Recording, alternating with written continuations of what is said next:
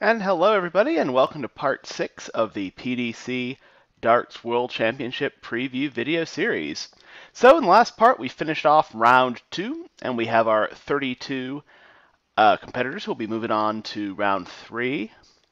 So, in this video, we're going to tackle these 8 matches right here, and as you can clearly see, we're going to have some really freaking good darts here. A lot of very good players. We've got some world champions in here. So we'll see how we do. We got, I count them, 4 world champions that will be playing in these 2 sessions. So good luck to everybody, and let's get to the action. So first matchup will be between a pair of players with a combined 7 world championships, Jackpot Adrian Lewis and Raymond van Barneveld. So this is Barney's last year, could be his last world championship if he doesn't qualify this year, which is actually not an unrealistic scenario depending on how much or how little he plays. So he definitely wants to give it his all. He still can play quite well, he just doesn't play enough, and you can tell his form has suffered because he just doesn't all seem so motivated as maybe he was in years past. And it seems to have cost him in the few tournaments he has played. As for Jackpot, he certainly has bounced back this year after dealing with back problems the year before, and certainly a drop in form. He wants to avenge a shocking first-round defeat this past year, and I think he can in this match. I think it's going to be very close. You got 2 very evenly matched players, I feel. You can certainly tell that by the seeds, 16 and 17. I just think Lewis has had a little better year. I think he's been a little more consistent. Barney, he got to a TV final early in the year, hasn't done a ton since. Lewis has made a couple of decent runs on the Euro Tour and on the Players' Championships. It just feels like he's put together more solid performances. So I'm picking Jackpot 4-3. I think this is going to be right down to the wire. Could be a ton plus check out in a deciding leg. I really think it'll be that close. So let's go ahead and fire it up and see what we get.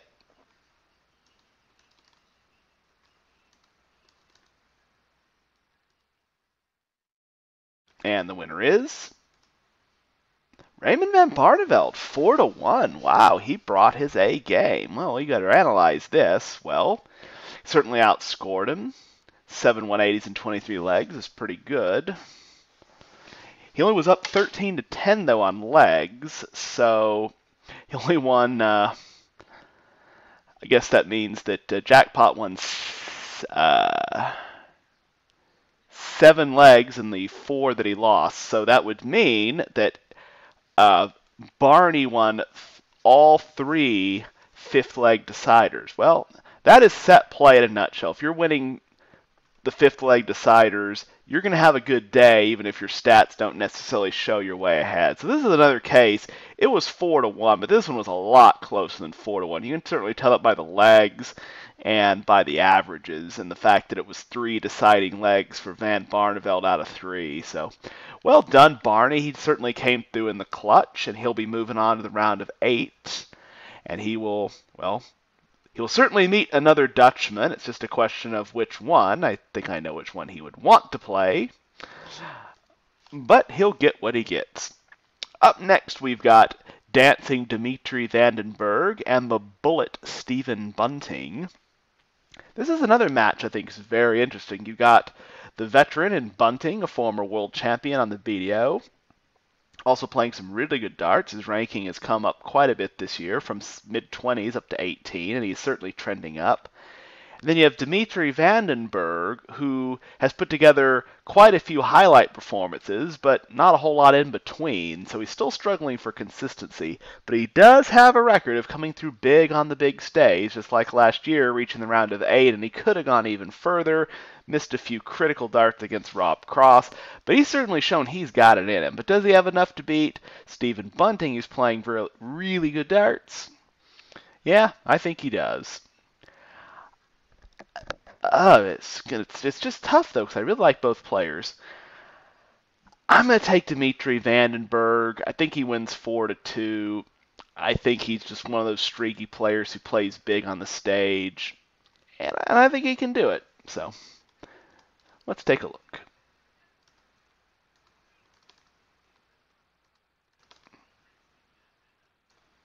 And the winner is Stephen Bunting. Well, that doesn't really surprise me. I do think a lot of his game. However, I don't think a lot of 11 for 48 on the doubles for Dimitri. That is just not going to do it at this level. That is a no way. I like this 155 checkout. Of course, you can see the round before Dimitri. Oops, got a little excited there, hitting the double 18 when he needed a double 4. A little high there. Whoops. So that was pretty costly. But look at this. It was 12-11 on legs. So once again, Bunting certainly timed it well. He won 4 sets 3-0, and yeah, didn't waste any legs at all. So that will be it for Dancing Dimitri. His run ends here in the round of 32. I think he knows his doubling was to blame. Under 25% is simply not good enough. All right, up next we've got Joe Cullen, the rock star, and Jan Double Decker. Now, I had Decker winning the last match, pulling the upset against Mervyn King, simply because of the fact that I love his finishing, and I think finishing is so important in set play, even more so than in leg play. It just always feels like the better finishers, these score and runs that can just put you way ahead in legs, then they're not as valuable in sets, I feel. But unfortunately for Mr. Decker, he's playing against a player who has really had a good year. Joe Cullen, one of the most consistent plays you ever see. That's just great for set play. Consistency, consistency, consistency. And because of that, I like Cullen winning this, and I don't think this one will be all that close. I like Joe Cullen with a 4-1 victory over Double Decker. And this one could get ugly, so we'll take a look at it. Here we go. And the winner is, oh my goodness, Jan Decker pulls another upset. Look at that. He threw 8 180s and 29 legs. Now that's not normal for him. 4-3, 15-14 on legs. That is about as close as it gets. It really is. But that finishing, that is big. And Joe finished well as well, and he outscored him. It's just Decker came through there at the end, as you can see. Cullen couldn't hit the double 4. I don't know what the score was going in, but he could have kept it alive, and he didn't. So Jan Decker moving on. He's got a run going here. We'll go ahead and put this one in the books. And now we will check out Darren Webster versus Chris Doby. I think I really like Webster's game. I think he scores well. He certainly is good when he can get on the tops. He's a little limited on which doubles he can hit, but I think his overall proficiency is going to overcome that. As for Doby, he's certainly got good years in front of him, but I don't think today is going to be the day when he goes deep in a world championship. I just don't see it. I think Darren Webster 4-2, but I think it will be competitive. I think we'll see some good darts, but not enough from Doby. All right, so let's see what we get. And the winner is Darren Webster, 4-3. Look at that. 14 out of 28 on the doubles. That's obviously huge when you're finishing 50%. 9 180s and 26 legs. That's definitely good. Doby finished well as well. Average 92. Solid. So yeah, it's kind of about what I expected. Some good darts from both player. Webster just a little bit better. And he wins a very, very close match with a very sound 97.75 average. So we will put him through to the next round. And now we'll move on to the other side of the bracket where we have the gentle Mincer Sulovic against Willie O'Connor. I like Willie O'Connor. I like his game. But I just don't think he's got enough here. Mincer Sulovic is a proven TV player. He's won a major TV title. He's almost won the match play. He's won a World Series event this year. He's won a Euro Tour event this year. He's a proven winner. And his style of play is also really good for sets because he's very consistent. And he's not going to be phased by a big run. So for that reason, I'm picking Mincer Sulovic. I'm going to go 4-1 here. I think his finishing is just going to be too much for O'Connor to handle. But I think O'Connor will play well, but I don't think he's got enough. So let's go ahead and get him on stage.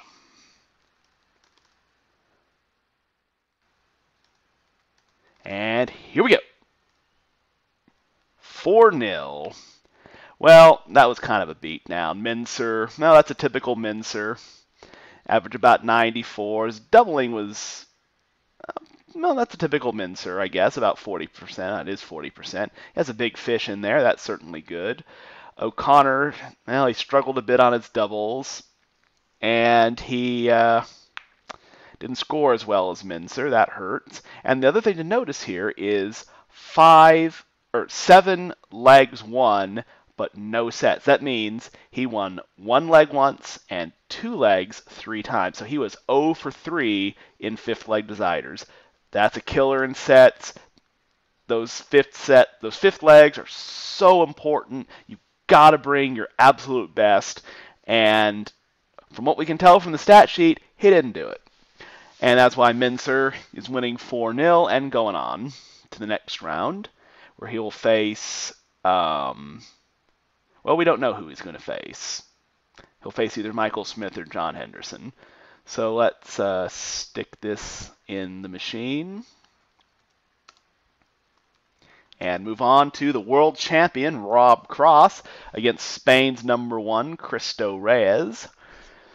So here you got 2 players that are definitely not playing their best. Cristo Reyes, he can play like a top 20 player, but he can also play like a guy who shouldn't even have a tour card. And he's been real up and down this year, but he is coming in seated 31st. So he's roughly where he was last year. He was in the high 20s last year. As for Cross, he's the reigning world champion. He's world's #2, but he has not been playing like it at all the past 2 or 3 months. He had some stretches this summer and in the spring where he was looking pretty good. But he certainly had nothing resembling what he was like at this time last year, where he legitimately had a claim to be the second best player in the world. And of course, he went on to win the world title. So what do I think of this match? Well, unlike the previous match where Cross played the unseeded Jeffrey Deswan, I actually think he's a much heavier favorite in this match. I picked Deswan to beat Cross, and it went down to a decider, and Cross prevailed, but I don't think he's going to need a decider this time to dispense of Cristo Reyes. I think Cross will find enough, even if he's struggling. I think that'll still be enough against Reyes. Reyes just doesn't have the scoring power to really punish Cross if he's not playing well. I don't think this is going to be very competitive. I like Cross 4-1, so let's get to the board and see what we get.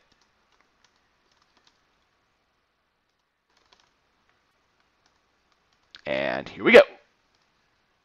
4-0, and Cross put up a 102.77. Now that's really good. Now, this really comes down to one thing. Look at that 12 for 17 on doubles. Now, that is what Rob Cross needs to do if he wants to defend his world championship. Now, I know that seems like it's oversimplifying things, but he won the world championship on his finishing. Yeah, he scored well, and he was hitting a lot of big trebles when he needed them, but this is the game that Cross was playing last year at this time. Now, can he find it again? Well, it's in him somewhere. We've seen it before. But if he plays like this, look out. He will be an absolute force. So we'll go ahead and put this one in the record books. And let's go to Gezi, Gerwin Price, the Iceman, against the original Kyle Anderson. Now here's two players who I both like. The only difference is one has been inconsistent this year. The other is trending upwards at the right time. Kyle Anderson has had a very up and down year. He's had some moments of some pretty good stuff, and he's also had some moments of some not very good stuff. The same could certainly be said about Gerwin Price. If you asked me how I would do based on his Premier League performance, I'd say, you mean he's ranked 60th, not 6th, right? Well, he obviously showed us. He's certainly rebounded from a poor first 6 months, and he's rebounded with a Euro Tour title as well as a Grand Slam of Darts title. So he is certainly playing his best at the right time, and I think that will continue right here. I think he plays well in this match. I do think Kyle Anderson will be competitive, though. I think it's a 4-3 win for Price. I think his scoring is just going to be a little too much for Kyle Anderson.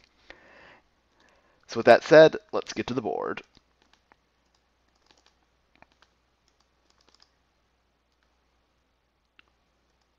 And here we go.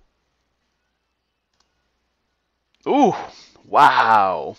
Now that is some scoring, averaging 99, and you only give your player one leg. Well, as I said, you've got one player who's been inconsistent, and another one who's peaking. Well, there you have it, folks. I think that sums it up in a nutshell. Kyle Anderson brought nothing to the table today, and Gerwin Price just rolled him over. I think he went rugby on him and just bulldozed him, because that was a beatdown. Not much more to say other than, well done, Gezi. See you in the round of 16. Up next, we have Snakebite Peter Wright against Benito Van de Pas, Big Ben. Now, if you had asked me which of the 8 would be the least competitive in this 2 sessions, I would have definitely said this one. Peter Wright, he's the world number 3 for a reason. He's an excellent player. And his form's been a little shaky of late, but I still like his game. I think he's definitely got the game to go real far. As for Benito, we all know his struggles. And we all know he's had a horrendous year. And he's certainly in danger of falling out of any sort of relevant rankings here in the next 12 months. Hope for him that that doesn't happen, but he's got to play better. And there's really nothing in his game to suggest that he's going to upset a legitimate top 3 player at this point. I'm going 4-0 Peter Wright. I don't think Van de Pas wins a set. I mean, maybe he can come out with one if Wright struggles, but Wright's not the kind of guy who's just going to give stuff away, not to a lesser opponent. So, with that said, let's get to the board.